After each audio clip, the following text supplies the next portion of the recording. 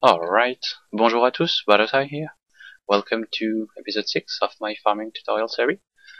Today we are gonna see how to make the most useful farm in Battosay and Wolves, and it's the hemp farm. So the footprint to build this farm is very similar to the reed farm, so if you haven't watched the video, I suggest you do that now, and you come back later for the hemp farm. Anyway, so I've placed 8 blocks of dirt on which I've planted my hemp, and in front of the dirt I have a 8 long water channel in which I'm gonna harvest the drop, and I'm gonna use pistons to push the top part of the plant and to make the hemp fall into the water. As usual, we are gonna have several parts. The growth part, so that's here, the redstone and the piston pot to harvest it, the collection pot with the water and the hopper, and in between I'm gonna make a processing pot with a millstone to turn the hemp into hemp fibers. So once you've placed your dirt and your water and your hemp, you can actually make a lot more of those. Simply add dirt and more piston. So I'm gonna only make it for 8. If you want more, well, often doing that's exactly the same thing. So first I'm gonna place my light blocks, because that's the only thing you can use to grow hemp if you're not placing the hemp outside in direct sunlight. So I'm gonna power on the light block. Remember that the light blocks have to be 2 blocks above, so the hemp is the first block, it's gonna grow on the second block here, and the light block has to be above. Then right behind the dirt I'm gonna place redstone torch, because the timer for the harvest is gonna be under, so I'm gonna use redstone torch to carry the signal up, and the pistons have to be 1 block above the hemp to only destroy the top part of the plant. Just like that. Then to carry the signal to the piston, I'm simply gonna place a block above the torch. Oops.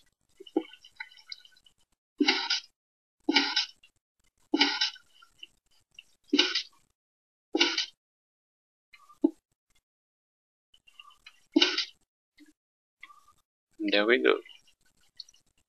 Now let's get downstairs. But first I'm gonna place, no, I'll do that later. So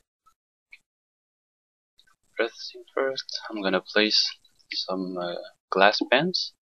I'm gonna actually place them right above the water, because since they are half blocks, the hemp will be pushed onto the glass pan and fall into the water.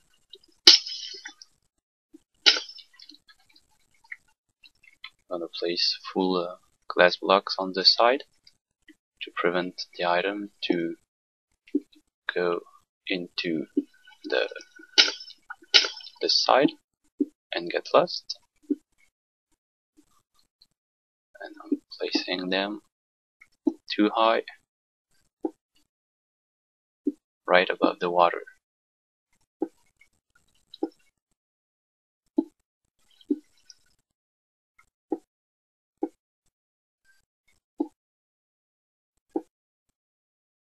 There, no, I don't need this one.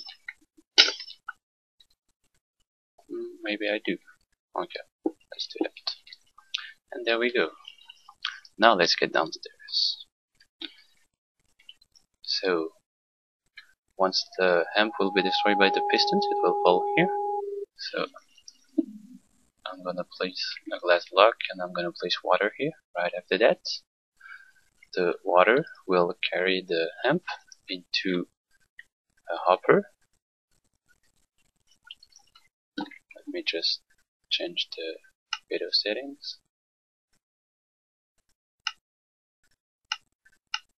There we go. So the water will carry the hemp onto the hopper right here, and the hopper will place the hemp into the millstone right here.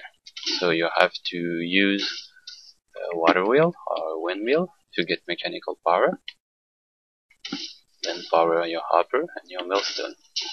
The millstone will eject the items around it. So I have a 3x3 area with the millstone in the middle, and I simply have to place one single one single water source on one side, which will carry all of the items onto the opposite side. So I have a molding to stop the water here, and a sign, so the items will fall right here.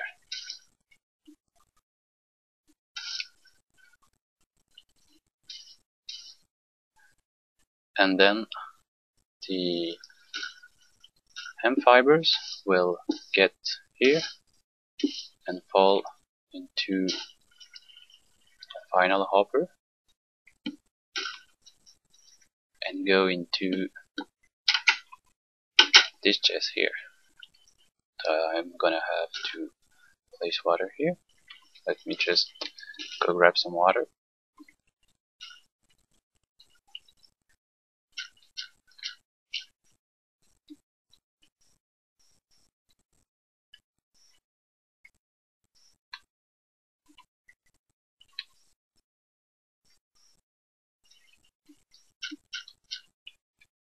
So some water here to get the hemp into the hopper, into the millstone.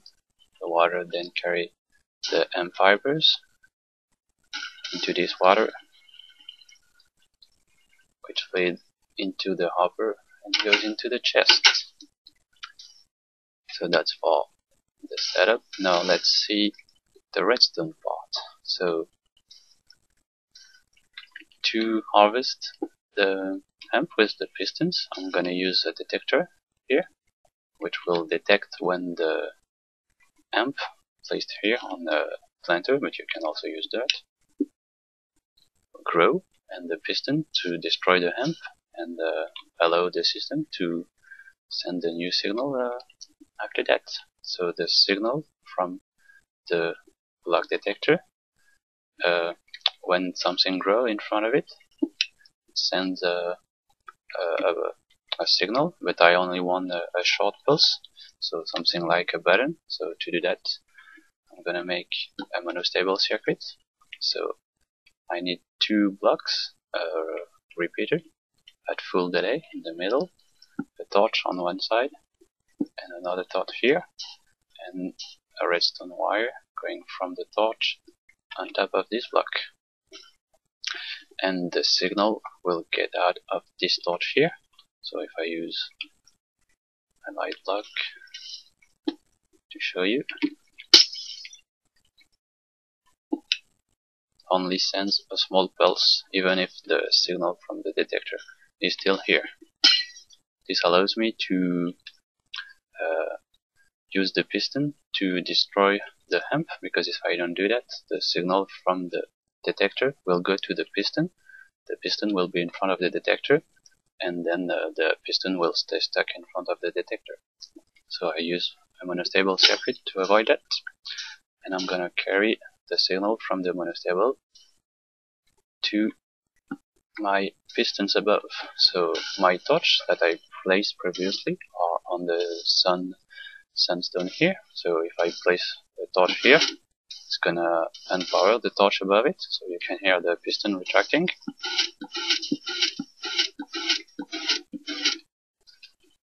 And to get the signal from this monostable circuit to the torch here, I'm gonna use redstone and the layers to power all of the torch here. So I'm gonna place alternatively a repeater and a redstone wire. Oops. Like that.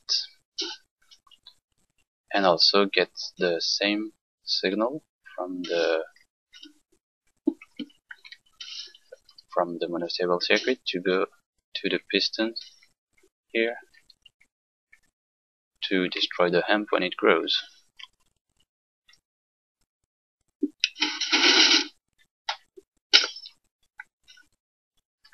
There we go. Now I'm gonna add also a small thing to make sure that the farm is not working on nothing, because a single chest is not much as storage, because one hemp makes 4 hemp fibers, so the chest will be full pretty quickly. And when it does, the hopper will start filling up, and when the hopper too will be full, it will send a signal, and I'm gonna carry this signal here to go all the way to my piston here. This way, when the hopper is full, which means that I have no more storage left, all of the pistons will be activated and they'll be above the hemp, which will prevent it from growing. And that's pretty much it. So you have the part where the hemp grows, so 8 block of dirt and 8 long water channel pistons pushing the hemp, destroying it. The hemp falls into water and goes into a millstone, and the hemp fibers get out of the millstone, fall into the water again, and gets down into the final chest.